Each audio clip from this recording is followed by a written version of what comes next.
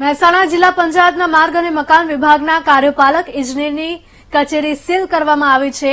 વર્ષ 2008માં સંપાદિત થયેલી જમીનનું વળતર નહીં ચૂકવતા વિજાપુર સિવિલ કોર્ટનો આદેશ છે।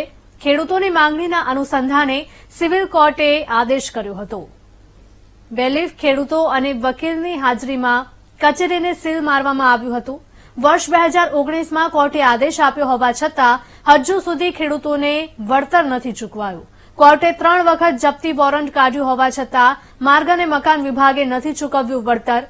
9 ખેડૂતો પૈકી 3 ખેડૂતોને વળતર નહીં ચૂકવતા વર્ષ 2011માં કરી હતી સિવિલ કોર્ટમાં રાવ। ત્યારે વર્ષ 2008માં વિજાપુરના જંત્રાલથી રાધુપુરાના એપ્રોચ રોડ માટે જમીન સંપાદન કરાઈ હતી। જંત્રાલ રાધુપુરા ત્યાંની જમીન મારી 2 ગજ જેવી જમીન રોડમાં ગયેલી હતી। રોડનું વળતર પાસ થયું હતું તે પૈસા મળેલ નહીં। ઘણી વાત રજૂઆત કરેલી પણ પૈસા પરત અમને મળ્યા નહીં। એના માટે અમે આ કાર્યવાહી કરે। લગભગ 75-92 લાખ જેવું ઉપર। આજે અમે ઓફિસની સીલ મારી। જે કેસ નામદાર કોર્ટમાં 2019ની સાલમાં ચાલી ગયેલો હતો, જેના વળતરની રકમ અમારા અસીલને 75 લાખ રૂપિયા જેવી લેવાની નીકળતી હતી।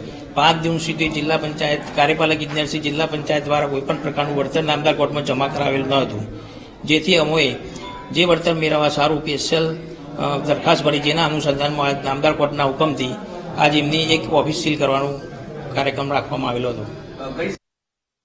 ચારોમાં રોકાઈશું બ્રેક માટે।